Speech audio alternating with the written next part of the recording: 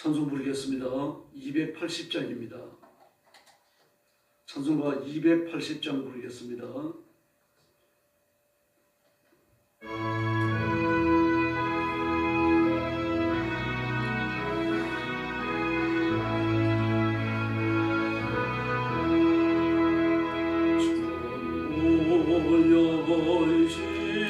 주여시옵소서 손 걸고옵니다. 주 나를 뵈며 나 어디 가리까.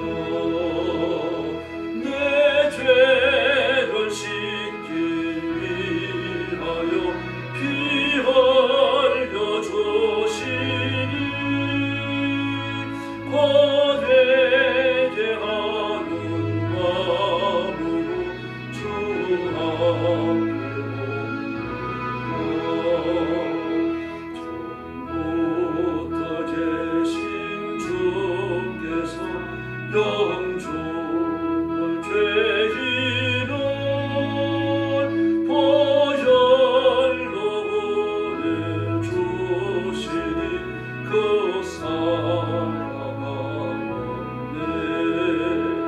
내 죄를 씻기 위하여 피 흘려 주시니 거대게 하는 마음으로 주 앞에 옵니다. 예수 의지함으로 큰 권능 받아서 주님께 구한 복 너롭게 섭니다.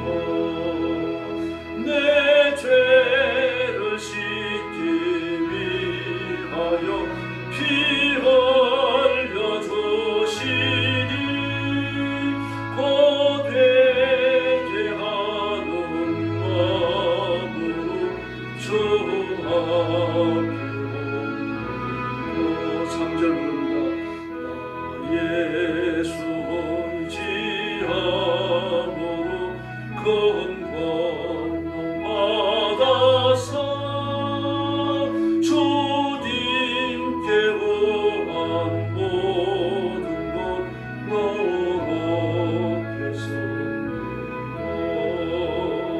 내 죄를 씻기 위하여 피 흘려 주시니 거대게 하는 마음으로 주 앞에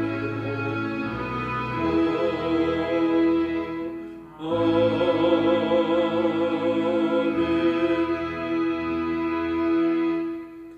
283장 부르겠습니다. 283장입니다.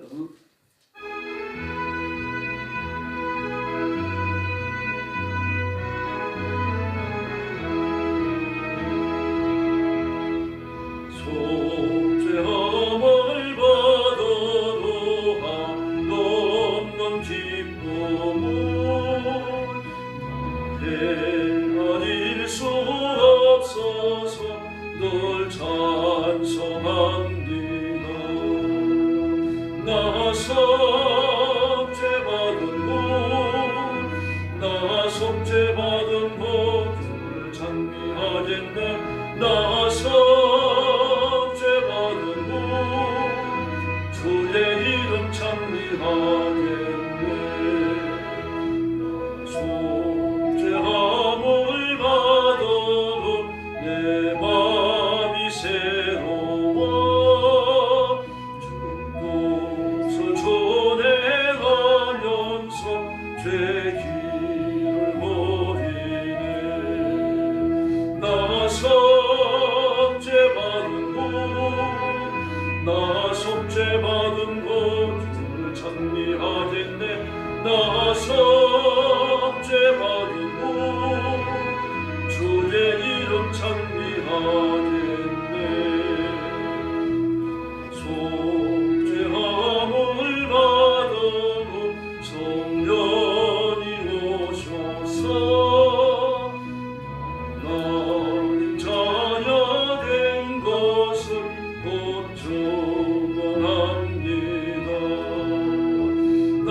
속죄 받은 곳나 속죄 받은 곳 주를 찬미하겠네 나 속죄 받은 곳 주의 이름 찬미하겠네 나 속죄함을 받은 곳 오혈의 홍로로 내 주의 은혜 입으니 늘 평안합니다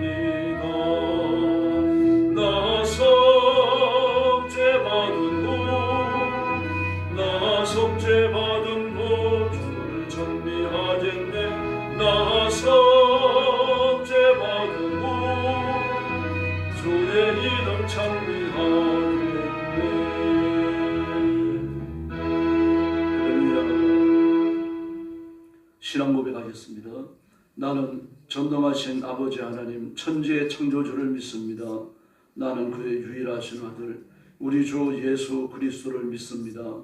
그는 성령으로 잉태되어 동정녀 마리아에게서 나시고 본디오 빌라도에게 고난을 받아 십자가에 못 박혀 죽으시고 장사된 지 사흘 만에 죽은 자 가운데서 다시 살아나셨으며 하늘에 오르시어 전능하신 아버지 하나님 우편에 앉아 계시다가 거기로부터 살아있는 자와 죽은 자를 심판하러 오십니다. 나는 성령을 믿으며 거룩한 공교회와 성도의 교제와 죄를 용서받는 것과 몸의 부활과 영생을 믿습니다. 아멘. 자비로우신 아버지 감사합니다. 오늘 아침도 저희들을 하나님을 예배하는 거룩한 자리로 불러주시고 엎드려 경배와 찬양을 바치며 하나님 앞에 영광 돌리도록 복 주셨으니 감사합니다. 우리에게 주신 이 직무를 이 땅에 살아있는 동안 하나님 나라에 가서도 충성스럽게 감당하게 하시고 하나님 앞에 인정받고 칭찬받는 종들이 되게 하여 주시옵소서. 오늘도 땅 끝까지 이르러 복음 전하는 선교사님들과 주의 종들과 성도들을 기억하시고 그 가정과 가족을 보호하시며 선교의 현장마다 하나님이 함께하시며 구원하시며 다스리시는 표적을 허락해 주시옵소서. 오늘 아침도 저희들의 말씀을 나눕니다.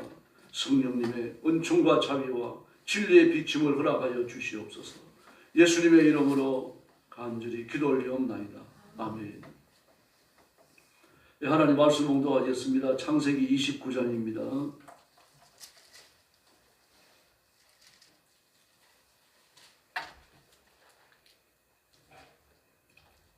창세기 29장 말씀입니다. 1절 말씀부터 제가 먼저 봉독하겠습니다.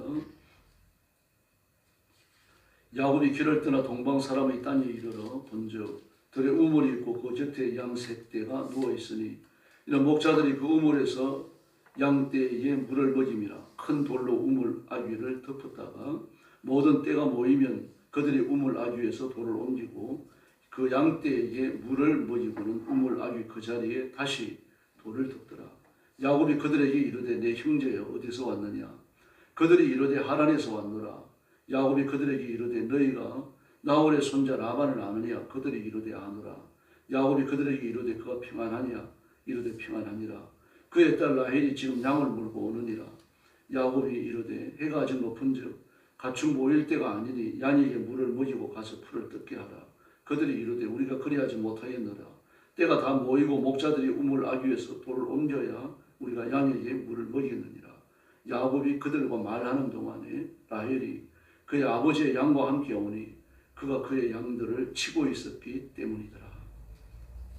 야곱의 그의 삼촌 라반의 딸 라헬과 그의 삼촌의 양을 보고 나아가 우물 아귀에서 돌을 옮기고 삼촌 라반의 양떼에게 물을 먹이고 그가 라헬에게 입맞추고 소리내어 울며 그에게 자기가 그의 아버지의 생질이요 리브가의 아들됨을 말하였더니 라헬이 달려가서 그 아버지에게 알림해 라반이 그의 생질 야곱의 소식을 듣고 달려와서 그를 영접하여 안고 입맞추며 자기 집으로 인도하여 드리니 야곱이 자기의 모든 일을 라반에게 말하며 라반이 이르되 너는 참으로 내 혈육이로다 하였더라.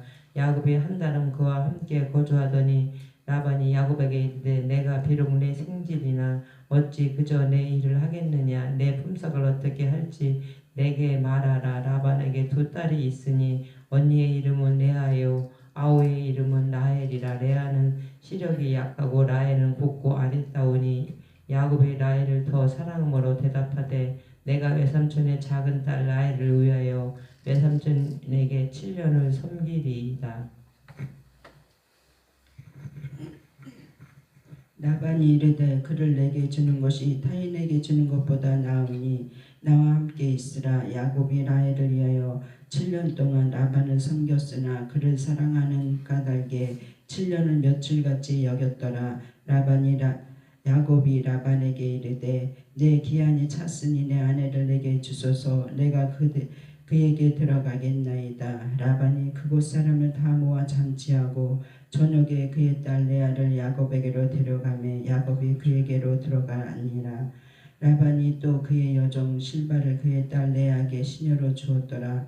야곱이 아침에 보니 레아가 라반에게 이르되 외삼촌이 어찌하여 내게 이같이 행하셨나이까. 내가 라헬을 위하여 외삼촌을 섬기지 아니하였나이까. 외삼촌이 나를 숙이심은 어찌 됨이니까. 나반이 이르되 언니보다 아우를 먼저 주는 것은 우리 지방에서 하지 아니하는 바니라. 이를 위하여 7일을 채우라. 우리가 그도 내게 주리니 내가 또 나를 7년 동안 섬길지니라. 야곱이 그대로 하여 그 7일을 채우매 라반이 딸 라헬도 그에게 아내로 주고 라반이 또 그의 여종 비라를 그의 딸 라헬에게 주어 시녀가 되게 하매 야곱이 또한 라헬에게로 들어갔고 그가 레아보다 라헬을 더 사랑하여 다시 7년 동안 라반을 섬겼더라. 여호와께서 레아가 사랑받지 못함을 보시고 그의 태를 여섰으나 라헬은 자녀가 없었더라. 레아가 임신하여 아들을 낳고 그 이름을 르우벤이라 하여 이르되 여호와께서 나의 괴로움을 돌보셨으니 이제는 내 남편이 나를 사랑하리로다 하였더라. 그가 다시 임신하여 아들을 낳고 이르되 여호와께서 내가 사랑받지 못함을 들으셨으므로 내게 아들도 주셨도다 하고 그의 이름을 시므온이라 하였으며 그가 또 임신하여 아들을 낳고 이르되 내가 그에게 새 아들을 낳았으니 내 남편이 지금부터 나와 연합하리로다 하고 그의 이름을 레위라 하였으며 35절 같이 봅니다. 그가 또 임신하여 아들을 낳고 이르되 내가 이제는 여호와를 찬송하리로다 하고 이로 말미암아 그가 그의 이름을 유다라 하였고 그의 출산이 멈추었더라. 아멘. 29장은 야곱의 믿음이 시련 속에 성장하는 걸 보여줍니다. 위기를 만나지만 그러나 하나님의 은혜를 베푸셔서 야곱의 길을 순정하게 하시고 고난을 이겨내고 그 믿음의 성장이 이루어지도록 삶 속에 은혜를 베푸십니다.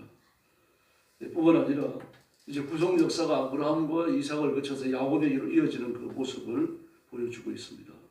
그래서 하나님은 야곱이 도피 생활을 하는 중에도 베델의 언약을 기억하셨습니다.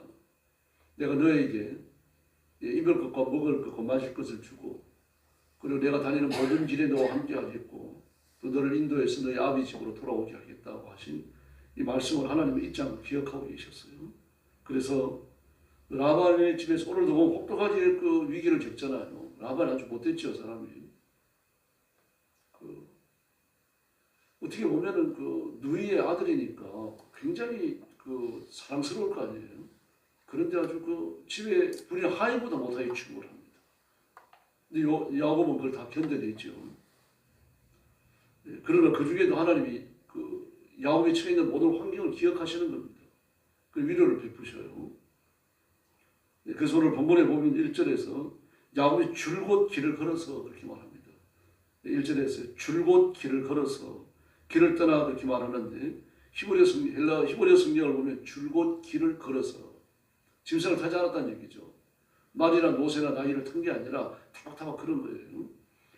그러니까 그 형의 그 칼날을 피해가지고 어머니 아버지의 조언을 쫓아가지고 그 바다나라 라반의 집으로 오면서 혼자 왔다는 얘기입니다. 시종되는 사람이 아무도 없었다는 이야기예요. 그러니까 굉장히 외로운 여행이었을 겁니다. 그 여행의 모든 과정에서 하나님이 함께하지 아니하셨으면 되돌아갔을지도 모릅니다. 그러니까 도착하도록 하나님의 은혜를 베푸셨다고 하는 걸 알 수 있겠죠. 그리고 동방 사람들이 땅에 이르렀다. 그 바다나람이 이르렀다는 얘기입니다. 하란의 외곽으로 보시면 됩니다. 변방으로요. 하람에서 조금 떨어진 곳인데 그러나 그 도시의 경계가 그렇게 멀지 않습니다. 예, 그리고 거기에 이제 우물이 있었는데 우물 곁에 도착하고 보니까 양 셋대 무리가 엎드려 있었다. 그 목자가 셋이라는 얘기죠. 셋이 더 될 수도 있죠. 그 세 집안의 양떼가 지금 온 겁니다. 왜 그런가 하면은 세 떼가 모여도 우물 그 덮은 문을 열 수가 없는 거예요. 여기 규칙이 그런 겁니다, 지금요.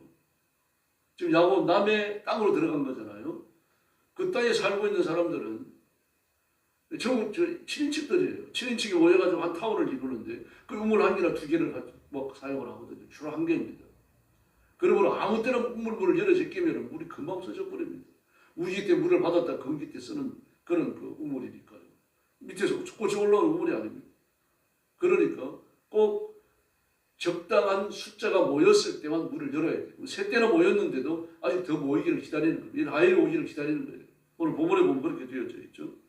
그래서 2절 하반절에 보니까 그 우물 아주 큰 돌로 늘 덮여 있었다. 그렇게 말합니다. 예, 그 야곱이 말합니다. 예, 아직 해가 중천에 있으니까 양떼에게 물을 먹이고 가서 풀을 더 뜯기다 와라. 왜냐하면 라헬이 오면 좀 만나고 싶어 갖고요. 그런 걸 보여주고 싶지 않은 거죠. 그런 야곱의 마음을 읽을 수 있습니다. 그런데 뭐 그렇게 할 수 없다. 이제 세 떼가 모였는데 한 떼가 더 오면 우리가 우물 뚜껑을 열고 물을 마실 것이다. 다시 말해서 우리한테 이래라 저래라 하지 마라. 너는 나그네 아니냐. 일종의 이제 좀 감정을 완전히 드러낸 건 아니지만 감정을 좀 드러내는 거죠. 우리가 그렇게 할 수 없다. 그렇게 단호하게 이야기합니다. 그러면서 이제 그들과 대화를 하면서 하란에서 왔다는 사실과 그리고 곧 이어가지고 그 부두엘의 손녀 라헬이 양떼를 몰고 온다는 이야기를 쭉 듣습니다. 그래서 왔어요 이제. 6절 말씀에 보니까 마침 저기 그의 딸 라헬이 양떼를 몰고 옵니다. 이렇게 말을 하면 6절 하반절에서요. 예. 그러니까 9절 말씀에서 어떻게 말할까? 야곱이 목자들과 말하고 있던 사이에 라헬이 아버지의 양떼를 몰고 왔어요. 그랬더니 10절에 보니까 야곱이 어떻게 합니까? 우물 나귀에서 돌을 굴려내어 라고 말합니다. 어떤 사람은 에스라 아주 활달하고 사냥을 하니까 말입니다. 막 이렇게 힘도 건장하고 세고 야곱은 조용해서 장막 안에 앉아 있었다 그러고 무슨 샌님처럼 그렇게 아는데 그렇지 않습니다. 보세요. 여러 사람이 굴려내야 할 우물 돌 뚜껑을 혼자 굴려내요. 완력이 있는 사람입니다. 그러니까 그 외삼촌의 양떼를 치는 것만 봐도 알 수 있죠. 그런 인간 자체가 사고형 인간이었지 힘이 약하거나 샌님이거나 그러지 않아요. 아주 기밀하게 깊이 생각하고 좀 잔머리를 굴리는 그런 사람이었을 뿐이죠. 힘은 센 사람이었어요. 억세면도 있었다는 이야기입니다. 그렇게 해서 이제 우물을 먹이게 하고 라헬을 만나가지고 너무 기쁘니까 이제 큰 소리로 우는 겁니다. 그 고생 끝에 혼자 말입니다. 혼자 오면서 얼마나 마음이 졸였겠어요. 도적제 만날 수 있죠. 뭐 노잣돌을 갖고 왔으니까 뺏길 수도 있죠 말입니다. 온갖 그 걱정 끝에 여기에 도착을 했는데 자기 외삼촌의 딸을 만나고 나니까 얼마나 기뻐요. 기뻐하고 우니까 자기 자신에 대해서 이야기하고 자기 리버가의 아들이라는 것을 말해주고 그러니까 라헬도 기쁜 거죠. 그래서 아버지한테 달려가서 이야기하니까 라반이 누이의 아들이 왔다는 얘기를 듣고는 이제 그를 데리고 오라 그래가지고 14절에 보니까 뭐라 그러니까 너와 나는 한 피부치다. 한 달 반을 라반의 집에서 머물렀어요. 그랬더니 라반이 묻습니다. 너는 내 조카지만 뭐 일을 그저 할 수 없으니까 네 품삯을 뭘 받았으면 좋을지 한번 생각해봐라. 네.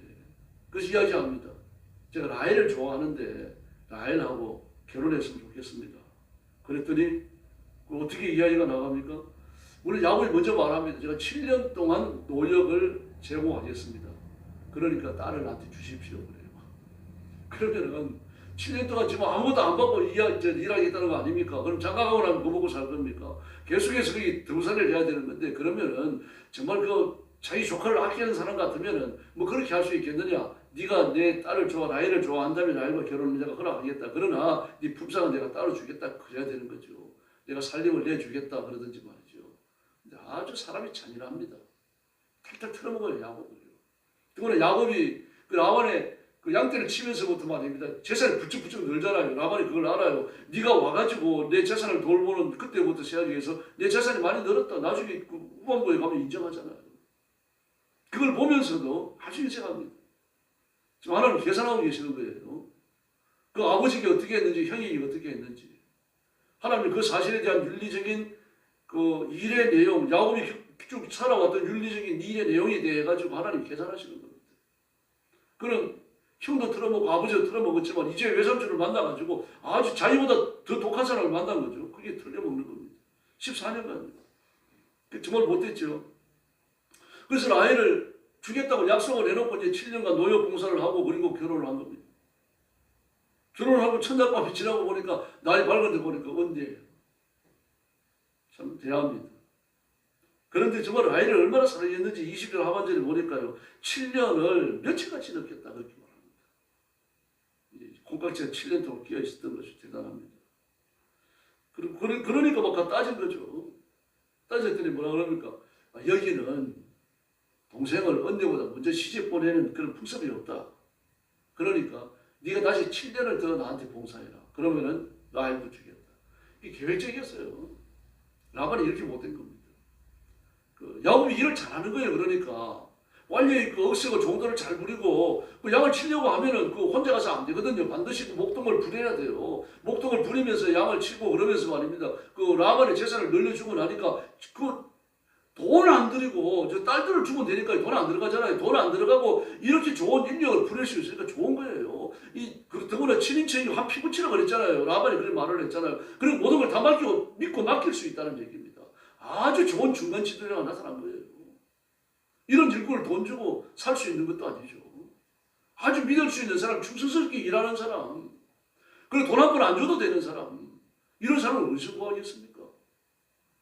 라반은 그런 사람이 들어오고 나니까, 그러니까 네가 7일간을 더 초대를, 네가 7일간 초대를 지난 다음에 그 다음에 라헬을 네가 맞아들여라. 그런 다음에 네가 7년간을 더 봉사해라.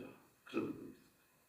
그래서 30절 말씀에 보니까 라헬을 사랑했기 때문에 또 7년 동안 라반이 일을 했다라고 말합니다. 그래서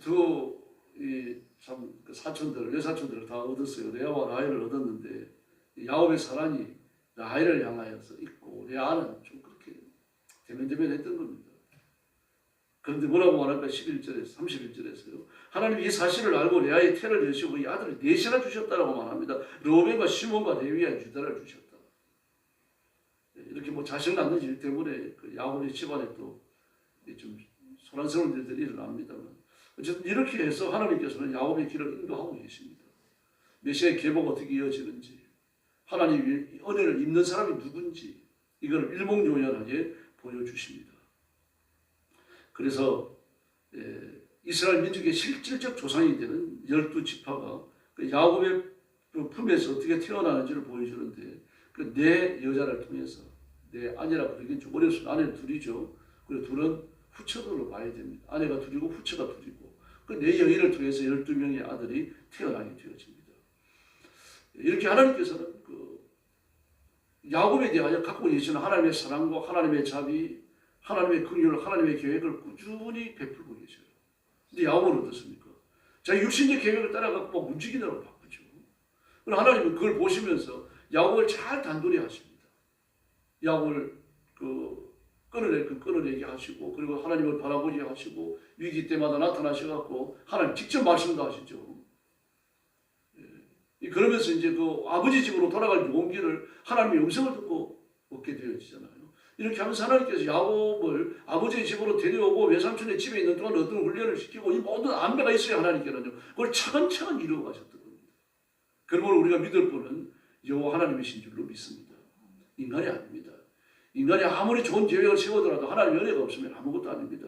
에스라 시대에 보십시오. 그 이스라엘 백성들이 그 70년간 감옥살이를 갈 때 그 흉악한 죄 중에 하나가 뭡니까? 그 7개월 무서운 범죄하니까 이방인과의 그 혼합 결혼 아니에요. 이것 때문에 하나님이 노하시고 우상숭배에 똑같이 취급하셨어요. 그것을요. 그래서 그 죄에 대한 그 책임을 묻는 게 그 포로로 잡혀갈 때 감옥살이를 갈 때 그게 반드시 들어있는 거 아니에요. 그런데 돌아와가지고 하는 게 뭡니까? 똑같은 죄를 지어요. 더구나 대제사장이 앞장서가지고 그 죄를 짓는 겁니다. 그래 이방인 사이가 들어와갖고 말입니다. 성전 안에다 대고 살림을 차리고 말이죠.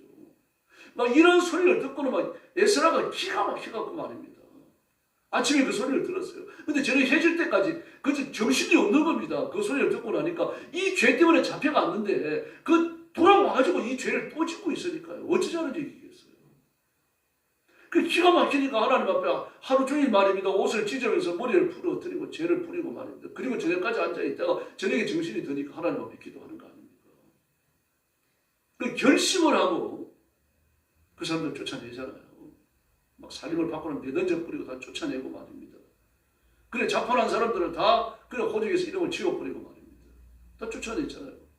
다시 말해서 결심하니까 되잖아요. 어렵지만 에스라 한 사람이 강합니까? 아니면 종교적인 지도력을 가지고 있는 제사장과 대제사장 율법사들의 그 연합된 힘이 강합니까? 그러니까 에스라는 그거 두려워하지 않았어요. 에스라는 하나님을 의지한 거죠. 하나님께서 은혜를 베푸시고 에스라를 통하여 개혁을 일으키신 겁니다. 히스기야도 마찬가지입니다. 히스기야가 그 이전까지 없었던 강력한 그 우상 숭배에 대한 드라이브를 걸죠. 그래가지고 뭐 우상 신당을 다 파헤쳐버렸죠. 찍어내버립니다. 다윗도 못했어요. 그래서 솔로몬이 어떻게 합니까? 그 기브아 신당에 가갖고 하나님 앞에 번제를 쌓아요. 일체 번제를 쌓아요. 그 기브아 신당이 그게 바알 신당이거든요. 바알 신당이 크니까 그 가가지고 말입니다. 넓은 거죠. 터가 넓으니까 1,000개의 번제단을 쌓을 수 있으니까 거기 가서 하는 거예요.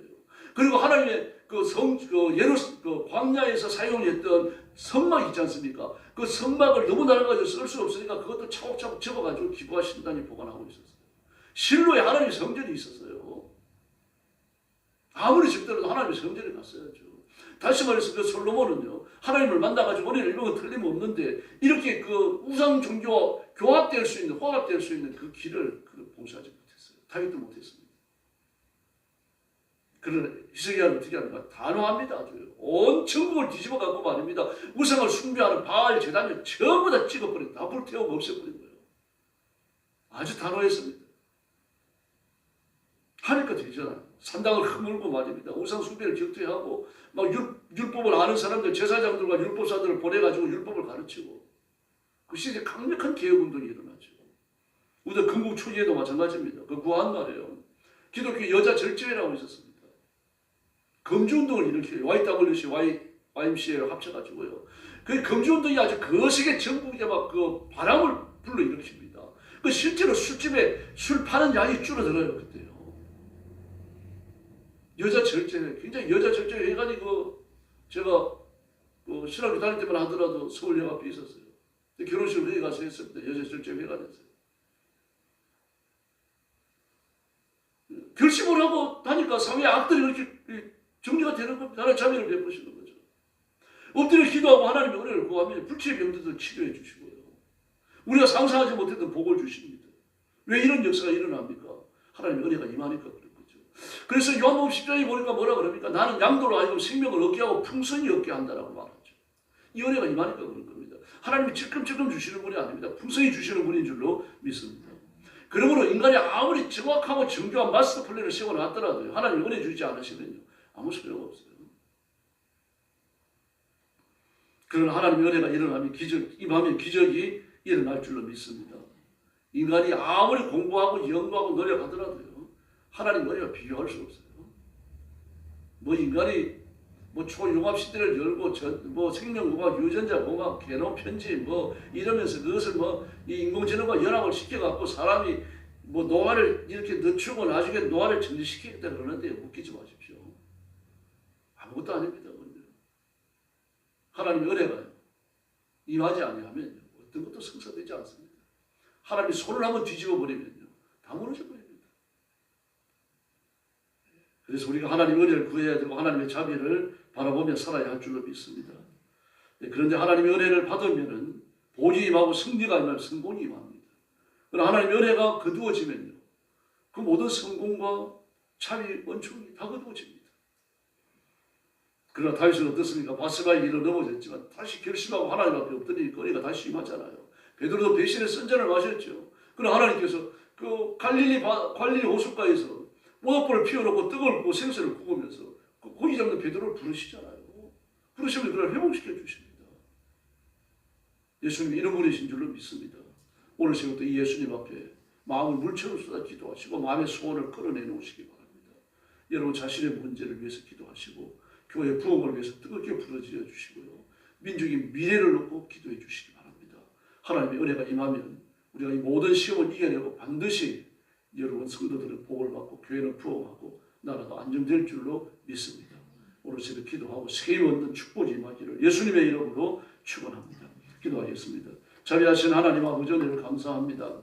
우리는 약하고 부족하고 모자라지만 하나님의 은혜가 충만히 늘 우리 곁에 머물러 있으니 감사합니다. 은혜를 주시되 풍성히 주시고 생명을 주시되 풍성히 주시는 분이 예수님이신 것을 감사합니다. 그래서 우리의 기도에 응답하시고 마귀의 권세를 결박하고 더러운 장들을 쫓아내시며 하나님의 복으로 저희들에게 복 주시기를 간절히 원하고 기도합니다.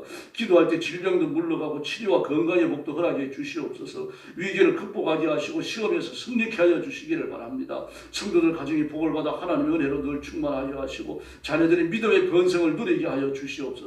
교회는 주님 앞에 맡깁니다. 풍성하신 은혜에 하나님께서 야곱을 돌보신 것처럼 우리 교회를 돌보아 주시고 교회가 부흥하게 하시고 성도들이 복을 받게 하시고 하나님의 말씀이 그리스도의 보혈의 생수에 강이되어 교회 안에 흐르게 하여 주옵시기를 원합니다. 들어오는 심령마다 예수님 만나며 기도의 응답을 얻으며 기적을 체험하는 역사가 일어나게 하여 주옵소서. 민족의 미래에도 복을 주시고 지금 걸어가는 민족의 발걸음을 지켜주시기를 원합니다. 공산주의를 하며 하나님의 은혜를 대항하는 모든 정치인들의 그 악한 계획들이 무너지게 하여 주시고 엎드려 기도하는 순수한 그리스도인들의 기도가 응답되고 민족이 사는 길로 이끌림 받게 하여 주옵시기를 간곡히 원합니다.